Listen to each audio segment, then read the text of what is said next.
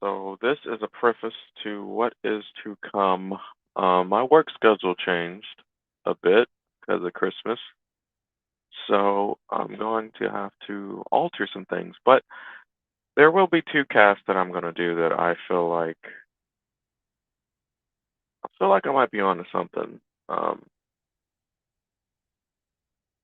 and it relates to, of course, I'm gonna break it down into two different shows to kind of break things down. And one thing is going to be masculinity, and then the other thing is going to be bonding or love.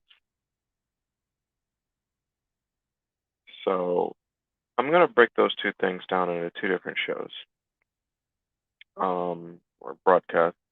It's probably going to be, not that, there we go. It's probably going to be, it might be a crossover, maybe tomorrow's crossover. I think I do have it scheduled for later on tonight. So it's going to be masculinity for tonight, and then later on this week, I'm going to dive into the bonding component because I think there's a part of bonding and when I say bonding, I do mean intimate bonding. So love, there's a part of that that kind of gets overlooked, and I'm gonna dive into that as well. So let's see what we got here. Today is Sunday, so let's get to it.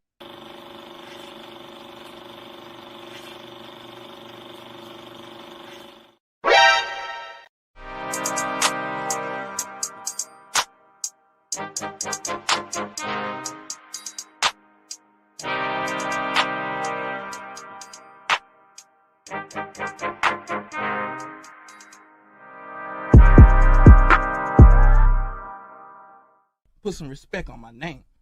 You understand me? When y'all saying my name, put some respect on it. All right, welcome to the crossover. This is Saturday night, Sunday morning. So there's some stuff that I believe I want to touch on it because there seems to be an overlooking of certain components. Uh, I guess you want to say in the YouTube streets, particularly when it comes to modern society, the dynamic between men and women, dating, marriage, and masculinity, femininity, that kind of thing. And it's been awry in the black community for a while, since I've been alive for sure. Things have been somewhat backwards, not for the better, of course. And I believe I want to kind of dive into what real masculinity is because there's been some things that how can I say it? I don't want to say worrisome or troublesome, but that's probably the best way to say it. There's been some trouble, some worrisome things going that I've been seeing. Certain creators, content creators, some of the stuff that they push out there, some of the narratives they try to push, some of the ideologies that they come up with and whatnot, and it's not anyone in general, but it's more so like just the the population in its entirety.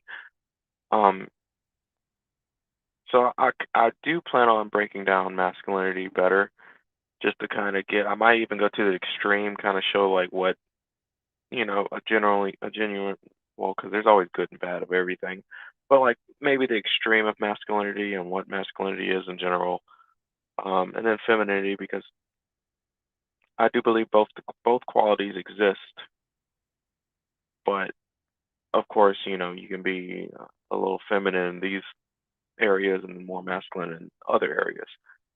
So I do want to dive in on that. But what seems to interest me a little bit more than that is actually when it comes to relationships and marriage, dating, your love life, your intimate life, and that part right there, I do what I do, of course, which is I think when I'm not working and doing other stuff. But every now and then, there's some things that I think about and I ponder, and usually every now and then I'll come upon something or I'll ask myself a question that I need to find answers to, and I look it up. And one thing that I ran across, or what I won't even say I ran across it, but it's been stuck in my head, and this happens from time to time when I find something that's so honest and truthful and powerful, and that's the quote that I mentioned by Jordan Peterson in his 12 Rules of Life: The Antidote to Chaos. And his quote is, "The world is suffering." Of course, there's more to it's part of a paragraph, but he made the quote that the world is suffering, and then of course he goes in on the in his book, and he goes through some of the things that detail life in general, and 12 Rules of Life. He did what he did. Best-selling novel. A lot of the stuff in there I agree with. There isn't much that I can think of right now that I disagree with, but it's more so like just kind of absorbing someone else's perspective on things. And there's a lot that I do agree with. And one of the things I definitely agree with is that quote. So I kind of wanted to, the world is suffering, and my mindset, the way I do things is I now look at life in a more positive light, just to function properly, because the world is suffering. However, and I believe I stated this earlier. However, that's the world like in its base form, barren of life, because life has had to struggle, had to overcome to exist. So when he talks about suffering, it's never easy to be alive, because life in general is a struggle. Life in general, like just being alive, you are going against nature, because nature, you know, wants you to be dirt. It wants you to, it doesn't, I'm alive despite nature. I have to eat. I have to protect myself from the elements, all that kind of thing. And nature doesn't provide me food. I have to go get the food. I have to prepare the food, and I have to, do so. I'm alive because, of course, I had parents to bring me up when I was vulnerable, but I'm alive because I'm able to provide for myself. Of course, we have a society that helps, so people can specialize into certain tasks versus having to do everything.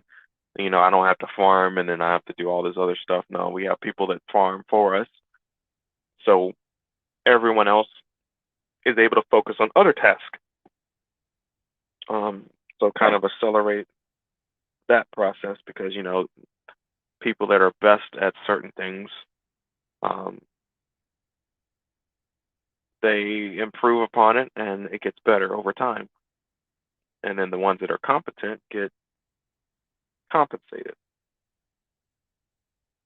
So in today's society, competency is um, very well compensated. If you're very competent at any career, craft, or anything, someone will pay you for it. But I like to relate things to life in general, just because it's like, okay, where would we be if it weren't for society? Especially, people always have had this thing with relationships, the dynamic between men and women, and of course, I know in nature, the male and female of the species usually act a certain way. However, it's usually, especially when it comes to mammals, uh, usually to some extent the female relies upon the male for survival. Because especially when they're pregnant, they're very, very vulnerable. Um,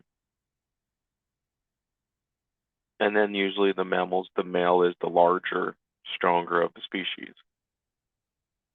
So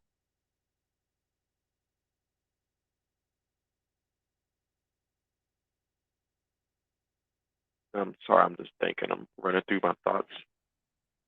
But so in nature, the man, a man in general, can, to be honest, he can do what he wants with a woman. Like she can't really do anything to protect herself against a male because he's bigger, he's stronger, he's faster. But I um I kind of want when it comes to masculinity. Well, I'll probably since I'm going to do a whole thing on it, I'm not going to dive too much into it because I want to. This is kind of just to preface all of that. But when it comes to masculinity, it's like the fitness of it, which of course I believe in Darwinism, survival of the fittest. And in today's society, yes, it's preferred you're big, strong, and fit. Yes. However, there's the financial component as well. So there's a lot of I don't want to say conflicts, but that's probably the best word I can find for it right now. There is a conflict between societal preferences and what we desire in nature. Because in nature, we desire a competent male. The female desires a competent male who is able to protect her, provide for her. Um, and essentially, in nature, you must be big and strong, and when necessary or capable, you have your wits. You have, um, of course, we as humans, we develop to where we favor intelligence over just, brute strength. So we use tools and things of that nature. In society, competency is also favored because you do a job or a task, you get paid for it. The better you do it, and the better you're able to play the financial game, the more money you can win. Or, well, it's pretty much a financial game. But the two things are different, which is why, like, I feel like it can lead to, at least for women, it can lead to,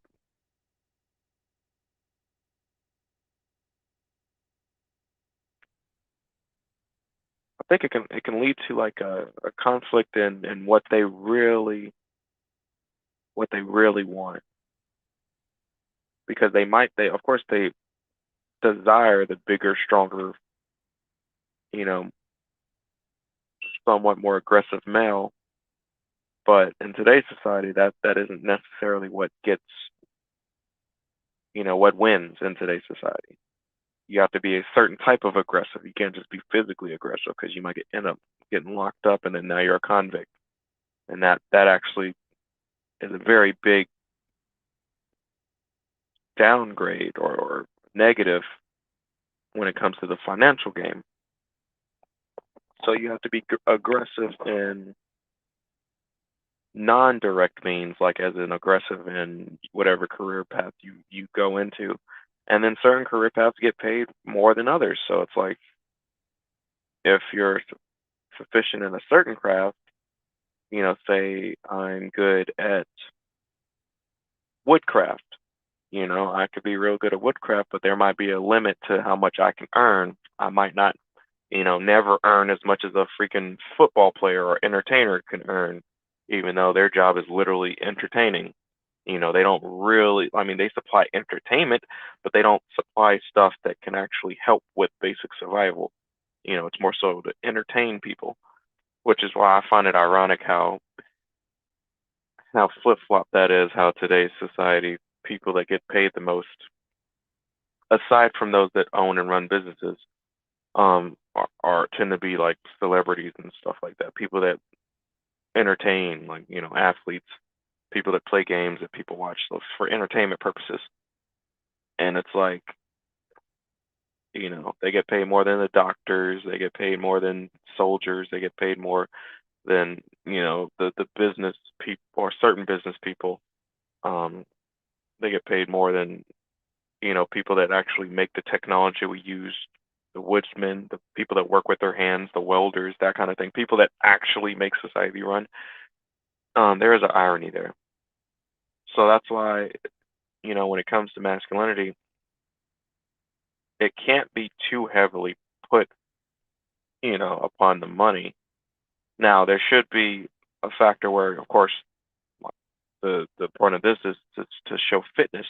So in today's society, to be fit, you must be able to provide financially by any means necessary. Or how about you must be able to provide financially consistently. And I say that because you might be like a Jay-Z where you don't get popped and you're able to consistently provide for whomever you might or might not be with. But the thing is, there is a higher risk of being popped going down certain unfavorable avenues, i.e., illegal things, even though you might be able to earn more income.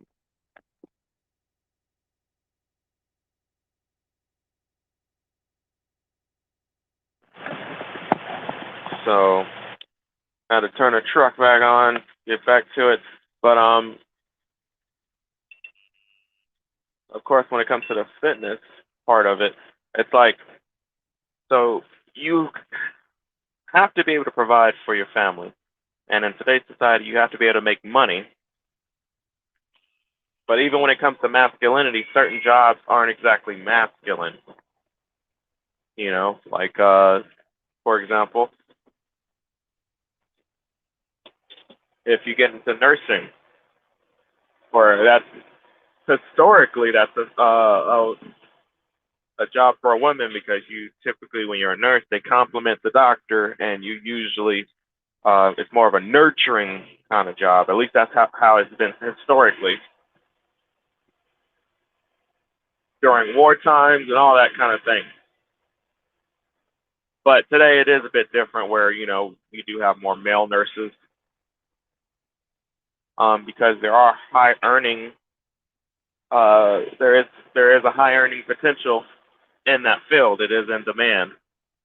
So you're able to get paid more by doing a job that might not technically be seen as being, that masculine.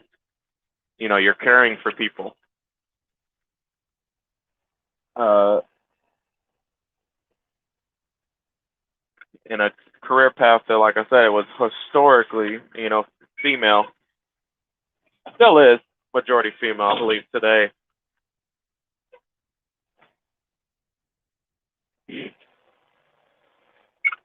But that fitness component, it's like it makes it real tricky, and that's really why I believe like today's society where we are living in a modern day Calhoun experiment.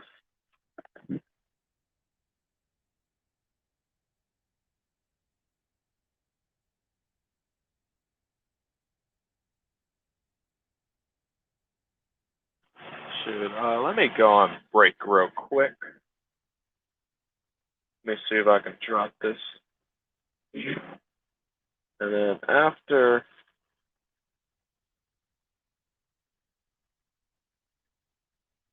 the break, then I'll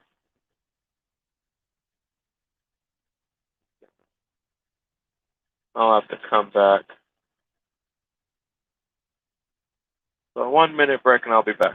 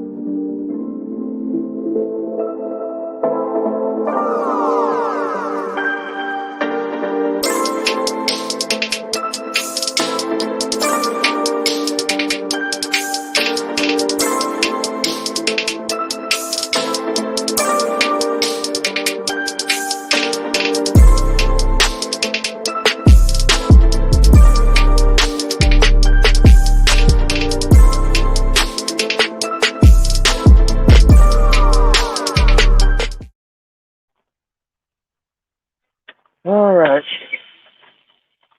So it seems they're starting to pick things back up here, so forgive the background noise, unfortunately.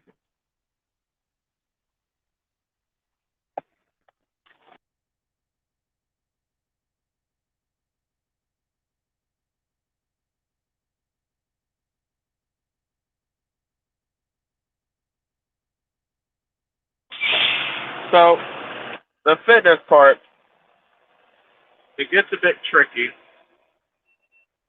because there are some things that traditionally, if you were masculine, they're not traditionally masculine in the real world. Like in the real world,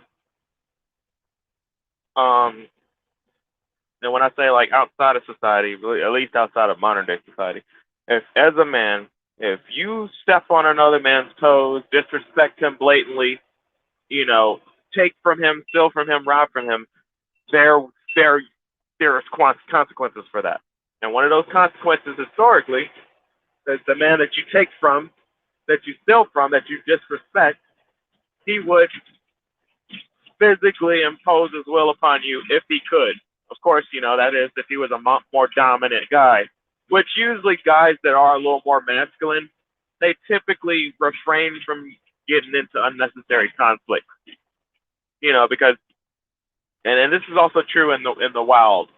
You know, true. Of course, people talk about alpha or being alpha. I'll use alpha to refer to the people that are at the top or the people that are the most dominant, have the most power. So true alphas, if you look at them in the wild, they're docile. They don't go around poking and prodding and doing unnecessary shit to mess with people. True alphas, they are very aggressive when they need to be. Actually, they're ruthless, to be honest. Because you want to eliminate the threat. But in general, they only do that if necessary. They don't just, go out all willy-nilly just killing everything. Like lions don't just go out and just kill everything. They probably could, but they don't. They just they kill as they need to, especially for survival. But there's another lion, he'll chase them off. But say if he's on the border of his property, as long as the other lion doesn't encroach upon his property,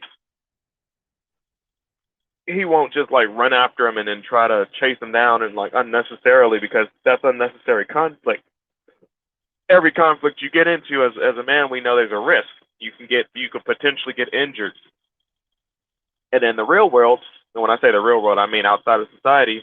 I mean, you get scars and bruises and cuts and whatnot. You get mangled, shot, stabbed, of course, because people got weapons. But injuries that can impair you or actually end you, because even your cuts and stuff can get infections.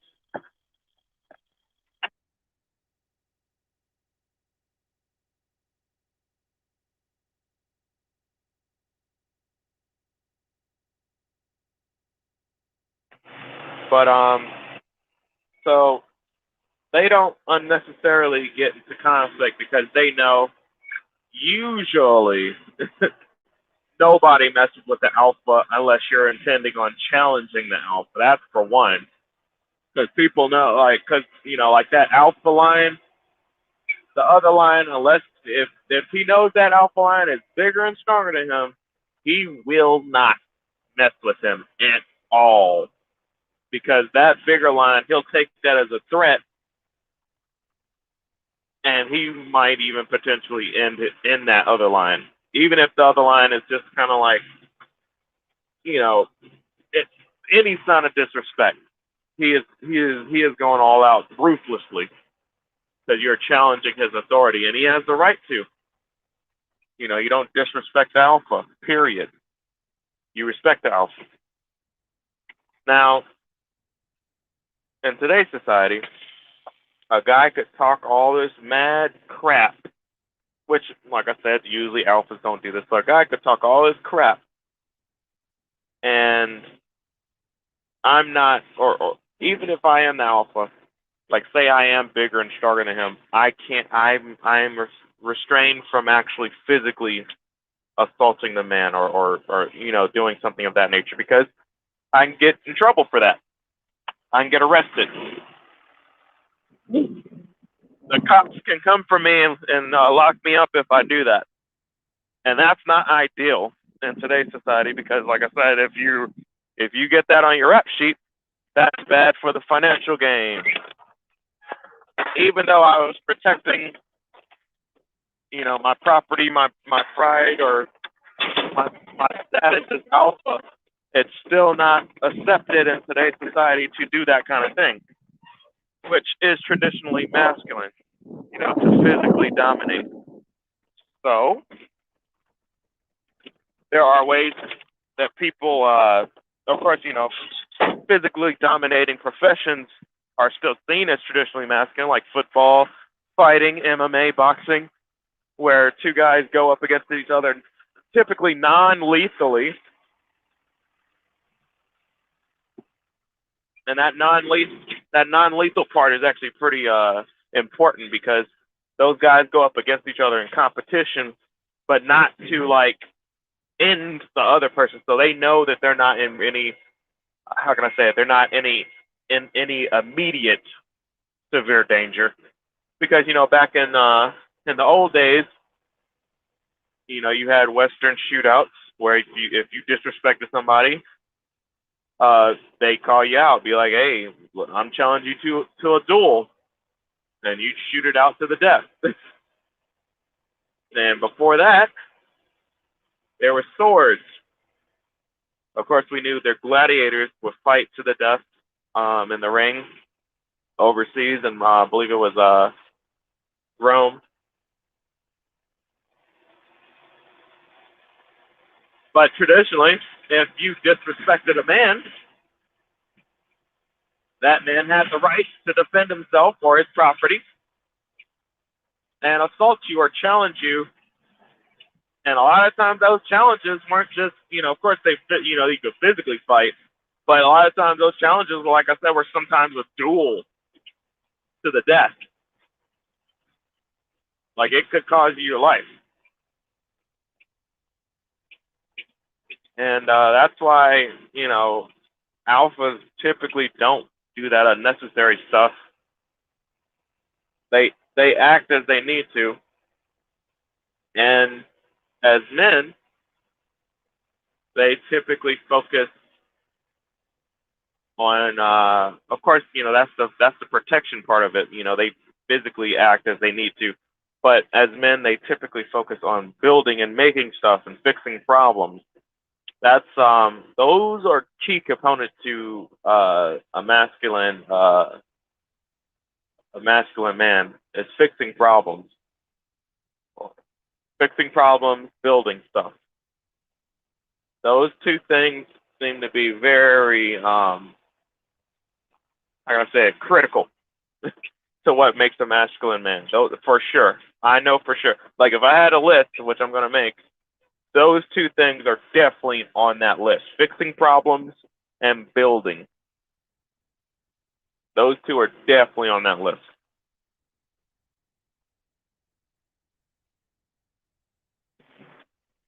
Now, that can surface many different ways in society. Fixing problems. I'll go over that actually in the when I do the masculine part later on this today. For sure, they surface in society every day because people start businesses and do stuff. But there's actually one thing that I will touch on that I don't think a lot of people really think about, that I'm going to kind of correlate to masculinity today.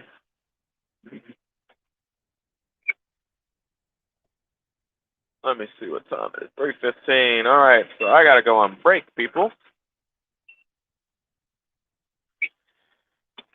I might continue to run my mouth while I go to the gym.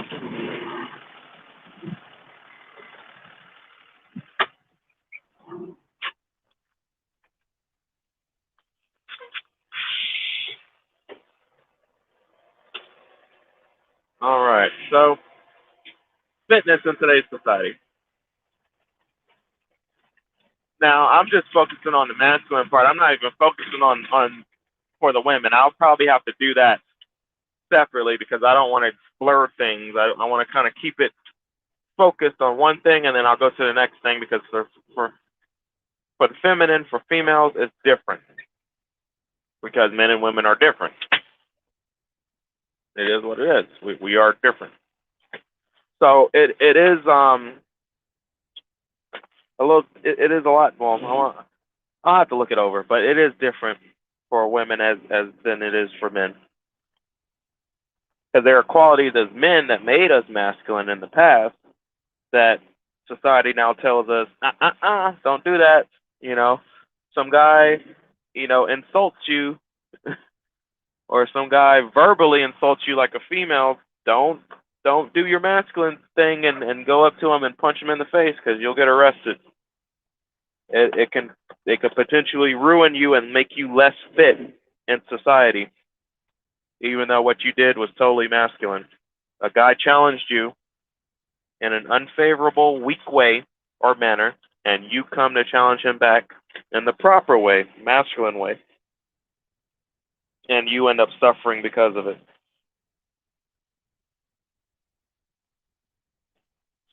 Some people might say, like, oh, if you're really masculine, you wouldn't have. No, that's bullshit because that is definitely a part of being masculine. That's why when a guy is angry, they tell him go hit something because you're supposed to hit the thing that makes you angry. It's a part of being masculine, period. Part of and when they say protect, how are you going to protect somebody if you can't physically dominate anybody? How are you really like? How is that really making you fit for somebody if you can't physically dominate anybody? Somebody break into your house, what you gonna go get get a weapon or something? That's what you have to do because you can't physically dominate anybody.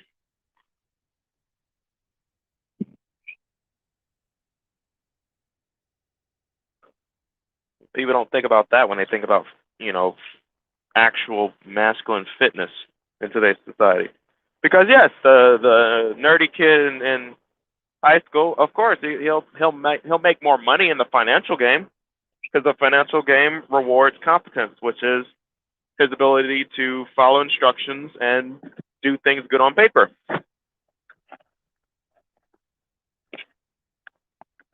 But he might not be physically dominating. He might not because mind you, when you're in high school, the nerdy kid is not fit because he's not financially capable at that time. And the only thing that is capable is being physically dominant or exuding certain other masculine qualities like confidence or mystique.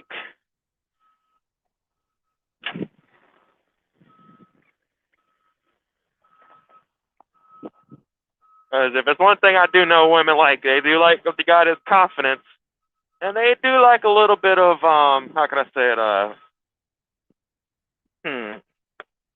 mystique.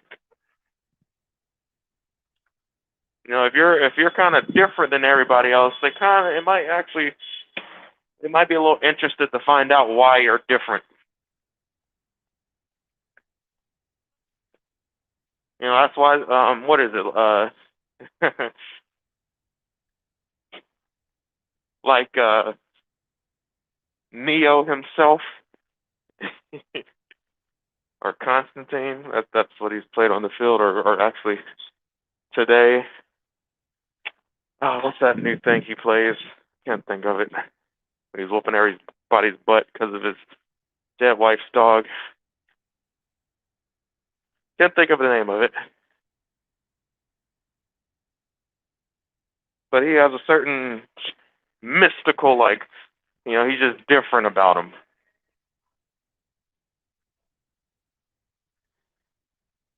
Of course, he's famous and everything, but he's not like physically dominating like The Rock or some other guys in Hollywood.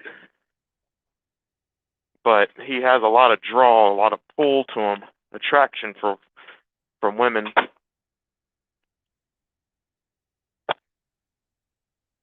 me see if I can look it up.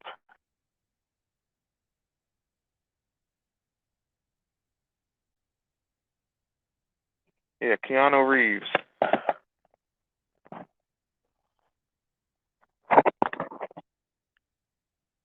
In the real world, he's pretty to himself, and women like that for some reason. They like that mystique.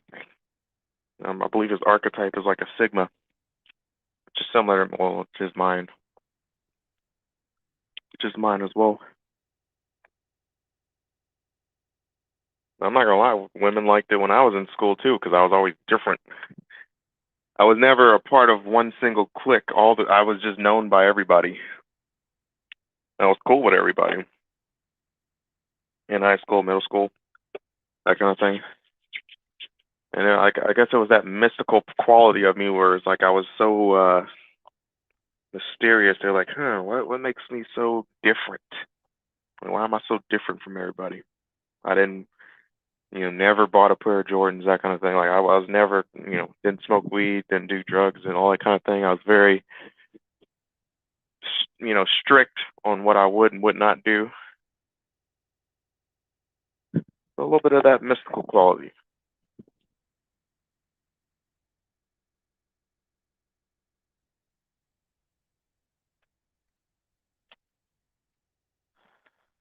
Now, back to the nerds and the geeks and the physically weaker guys when they're younger. You get the short end of the stick, unfortunately, unless you're one of those guys where you start a business and you're all rich and you're like only like 15, like you're rich in high school. Now you got the financial part, but not too many 15-year-olds can say they did that. So they have to go based off of one, potential, which is, I mean, it's not a perfect, which of course, like it's not a perfect metric because potential doesn't guarantee success. But there is like the gangbanger in high school had a lower potential for success than the smart kid, right? But there is a chance that that gangbanger turned out to be Jay Z or somebody, and went on to be a rapper or whatever. But not too many of them do that successfully, at least, and live past 25. But it is more likely for the smart kid to actually make it, so long as he keeps his mental sanity and he makes it through high school and makes it into college. Then yes, he is more likely to succeed financially in the system. But there's also another factor that I don't really hear people talk about too much, and it's called delayed gratification. And if you go back to that potential, um, I was just finished watching a episode of The Business by Jason Black, and he talks about dating on potential and providing and how money is proof of someone's actions or their ability to produce in today's society, which is true. And Jason, he says how dating on potential is not favorable to women, and they should date on that, which is also true. But when they're younger, um, I am aware that certain women do date on potential, but there are some factors. It's not just like there are some factors that he didn't talk about or mention.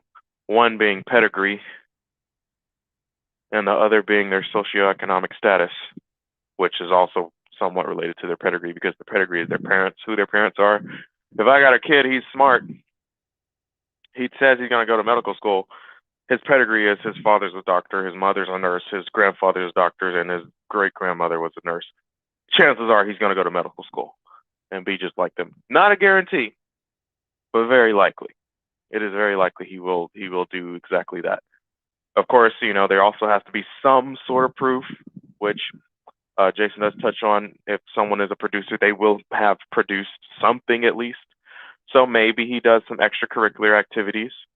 Maybe he's part of some sort of, I don't know, function where he gets a little bit of extra credit and it makes him a better candidate for medical school or something like that. So, but of course, when he does that, I'm pretty sure his parents are going to put him in that situation, which is why I said pedigree can help because most likely if I'm a doctor and my kid says he wants to be a doctor, then I'm gonna make sure he does what he has to do to get into medical school. whether he wants to or not. Now, where this relates to the people in the black community is, unfortunately, the majority of us don't have a valid pedigree. That's why dating on potential in the black community is not ideal, because there's less support, there's less guarantee, or how can I say? Well, I said support, but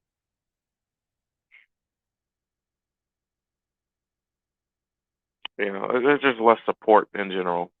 Like a young black kid could be like, I'm going to be a doctor one day, but he has no pedigree backing him. Even though he is smart, he's acing biology and everything like that. What I mean, who's gonna? He doesn't have anything to show for it. His parents didn't tell him how to get into medical school because he probably doesn't know. He had to look it up himself. So, and of course, his parents might not push him because they don't. His parents are average. They're like, yeah, go son, do your thing. They just think you make good grades, you get into medical school. Well, some of the best schools, you got to do more than just make good grades. You got to get into extra stuff, and that's where people don't they don't actually think about that. I believe it's Harvard. I think I was listening to someone who was a Harvard recruiter, and they were talking about how hard it is to get in Harvard and other Ivy League schools, and how making good grades is the bare minimum. Like that, just like you make good grades, that's expected. It's just like a woman who gives birth. Like you have kids, that's expected. Like that's not special. Like that's expected of you. Like if you're getting into high school, we expect you to have aced everything else. Like it's expected that you make good grades. But the thing that really decides whether or not you get into those kind of schools is if you did something extraordinary, like you built a robot that helped police officers uh, locate suspects or some crap like that when you were in middle school or elementary or some crap like that. Like you had to have done something extra to kind of really put you out there. And then of course you aced everything, which is like I said, that's expected of them. Oh yeah, it's expected you ace stuff, but what did you contribute? What did you produce? So even based off of Jason Black's ideology, the producer concept, even then, it's they want to see you produce something before you even get into college. Like you would have had to do something extraordinary or extra just to get in.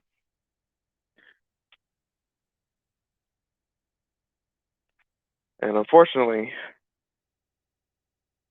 unless there's some sort of outside input, maybe a young black kid, which unfortunately a lot of young black men are targeted to be, pushed into uh, special ed courses, even though they don't necessarily need to be in special ed courses. They might be going through some certain traumas at home, and young boys react to trauma at home in a certain kind of way, like a kind of a somewhat aggressive manner, because they're young boys. They react differently to certain stressors than little girls, and they become a problem, and then therefore they just kind of put them into special ed classes because they believe that they're even though they can be mentally capable, they can read and write and everything, but they just in order to just, oh, you're not paying attention in class, therefore they kind of push a greater number of young black boys into those courses over others. So they are misunderstood because of their home bring up, because they're a larger percent of the black community. I'm going off of percents, not numbers, because I already know the majority of poor people in America are white. I know that. I'm saying percentage wise, if you're black, you're more than likely to have come from poverty, which of course because of our history, our pedigree, which comes from ADOS.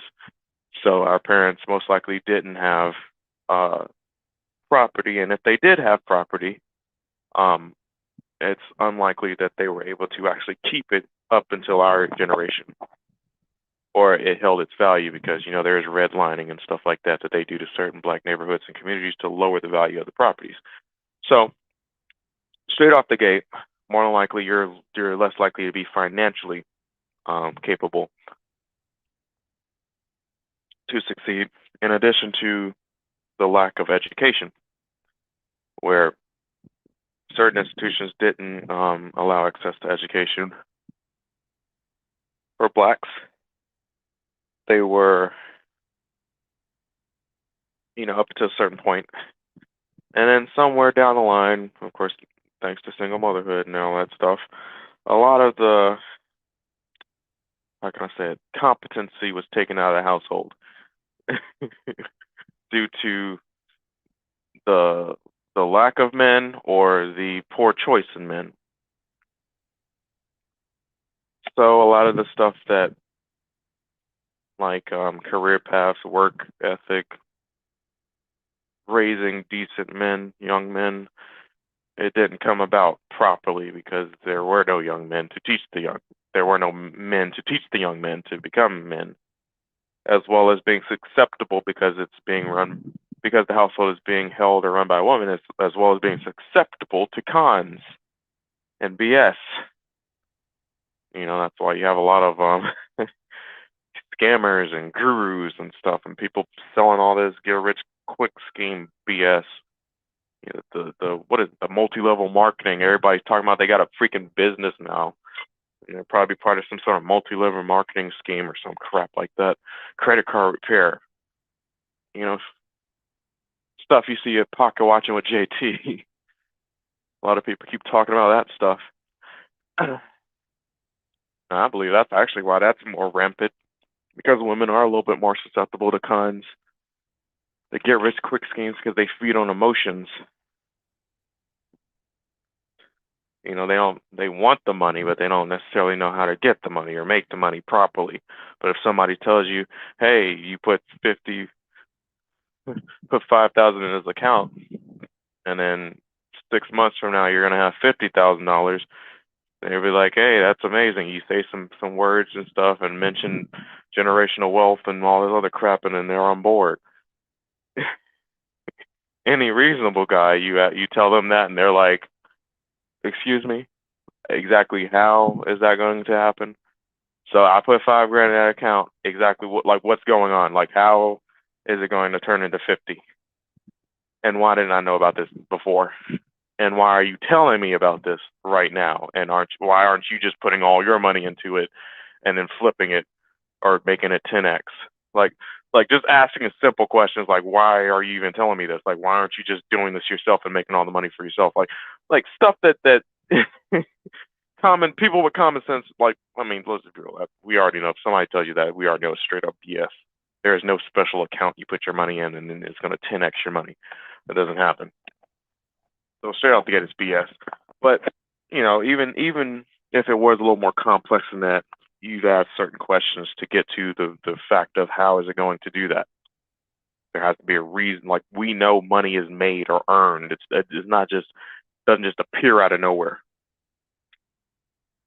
because we have to. Because money is a part of power. It's a tool. It's what we use to provide. So fitness as a man today, you have to be able to earn money. But I also find certain other qualities as masculine. Because you can provide. Of course, naturally, these skills, however, can lead to earning money as well.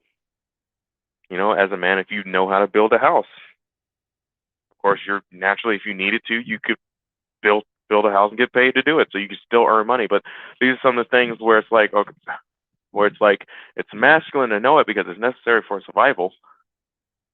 It helps to know how to build a house. I would like to build my if I don't build my own house, I'll at least like to have built or contributed to building it. Like, of course, I'd be able to pay people to build it for me, but it's something about like I want to put up the pillars myself.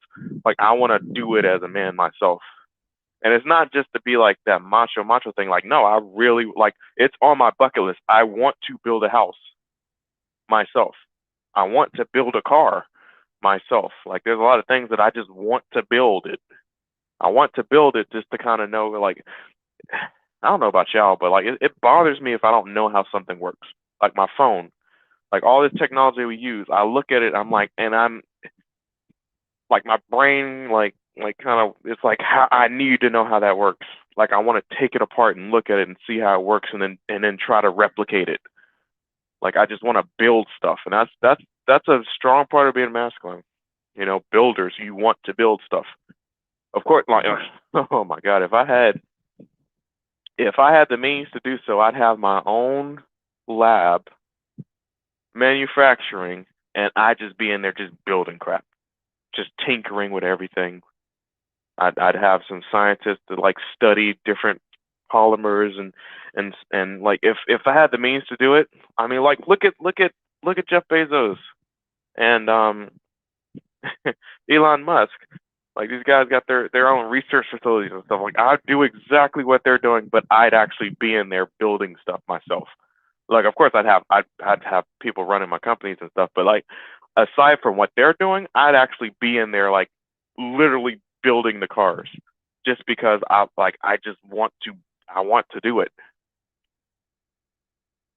Now of course those guys they got people they can hire to do it, but I want to build a house with my own two hands. There's something valuable I see in that. Like it's just like, you know, I just want to do it.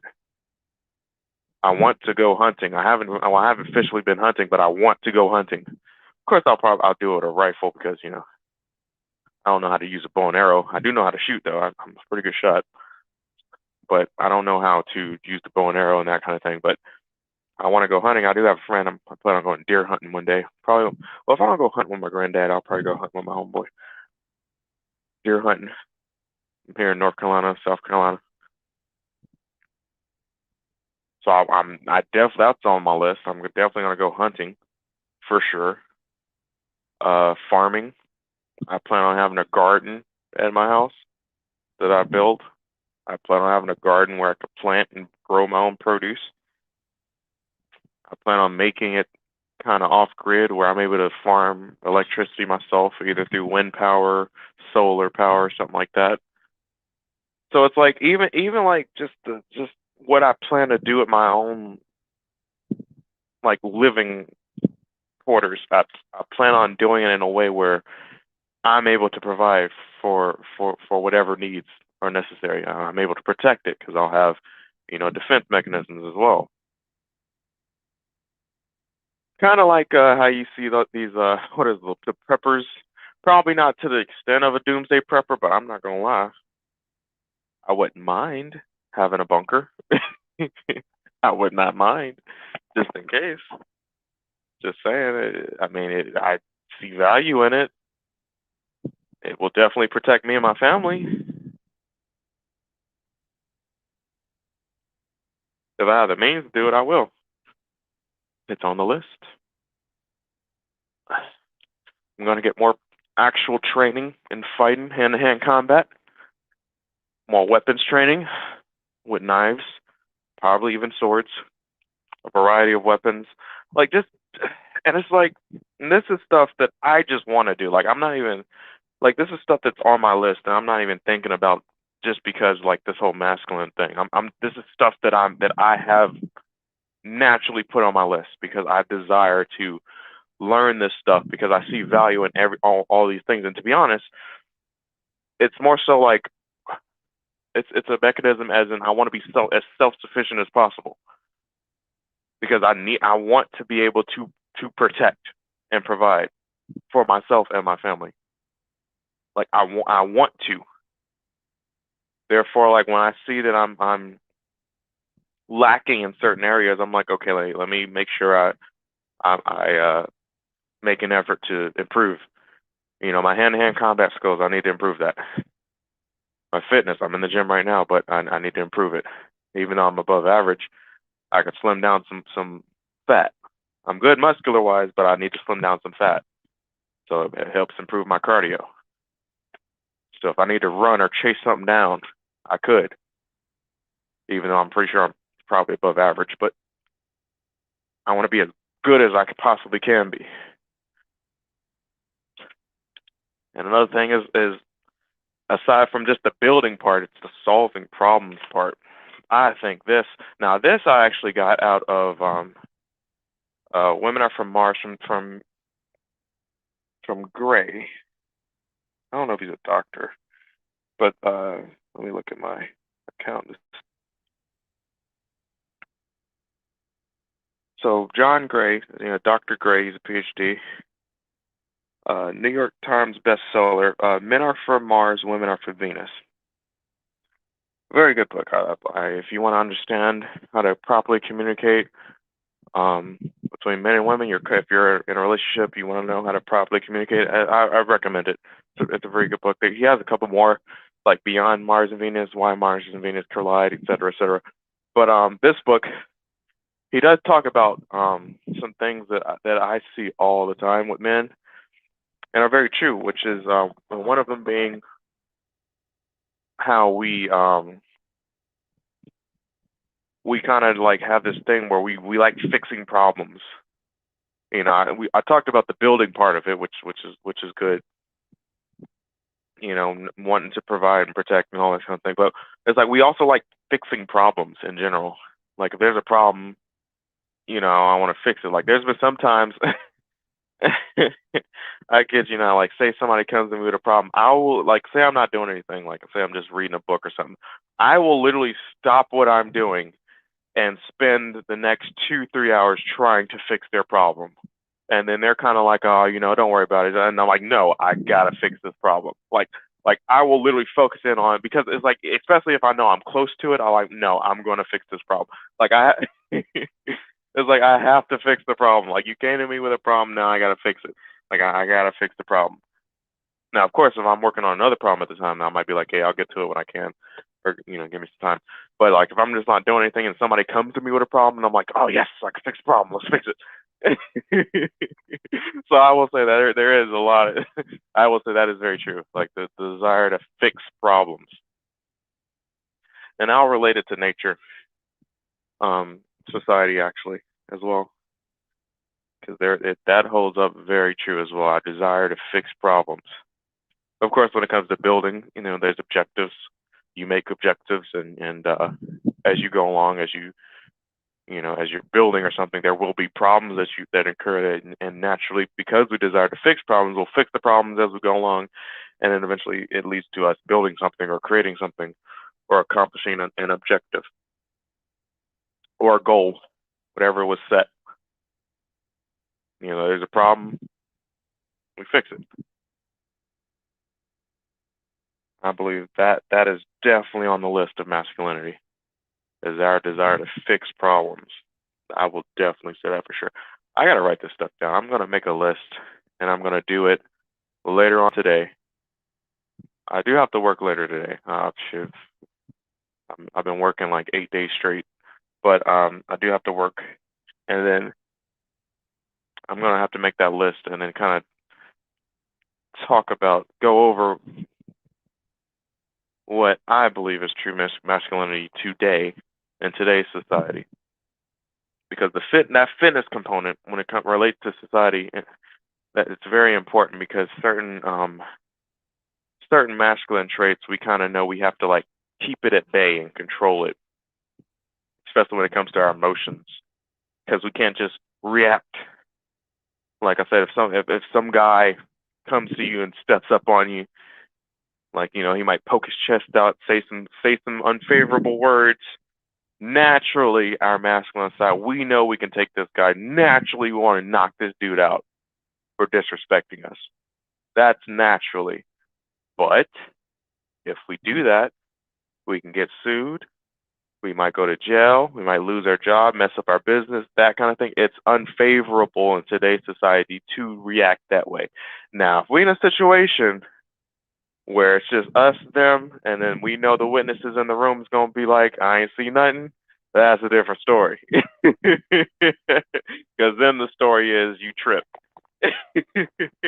But if we're out in public, there's no guarantees. So the better thing is to either snap back in a better way, controlled and verbally, you know, come back with a quick little witty comeback, and then they get in their emotions, and then maybe I antagonize him, and then maybe he throws the first punch, and now it's self-defense.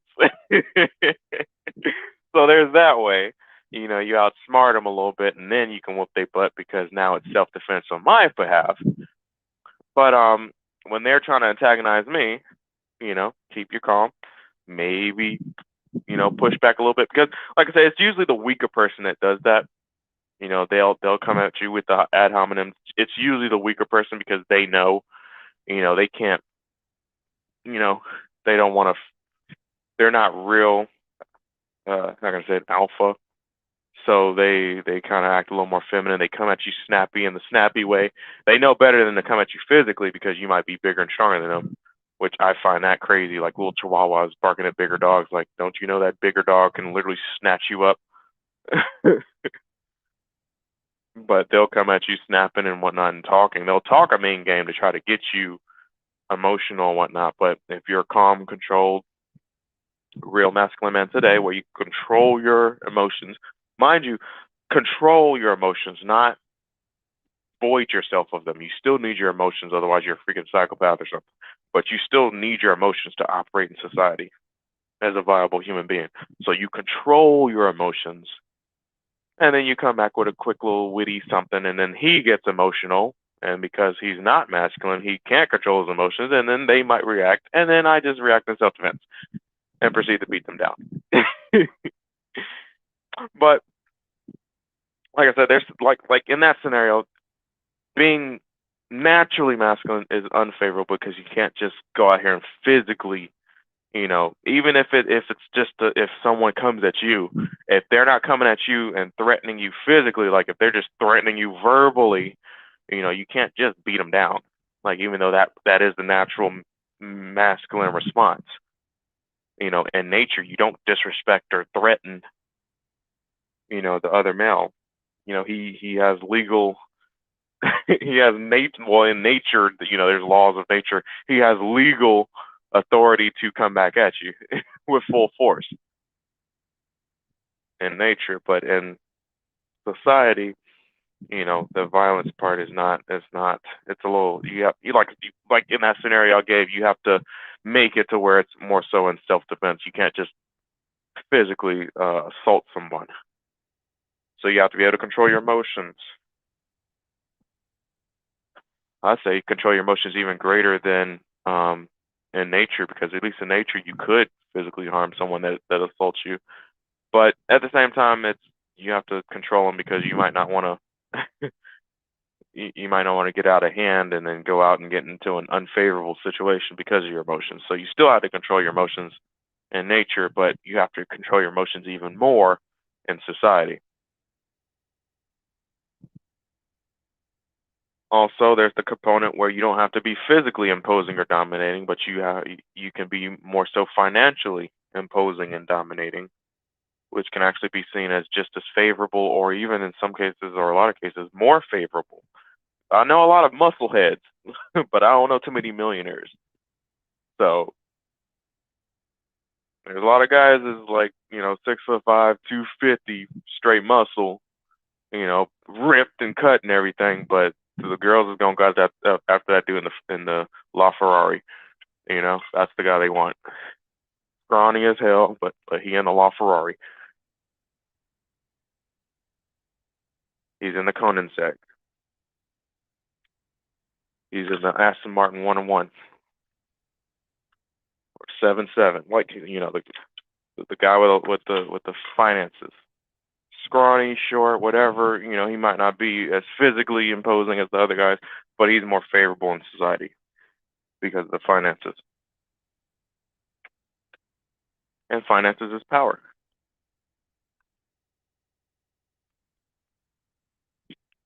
All right, let me wrap it up. About to head home. All right, if you listen to this rambling, thank you for listening. Stay tuned for the masculine part. Later on today, I'll have to make that list to complete it. But I am going to be out. So have a good one, y'all. お前はもう死んでいる。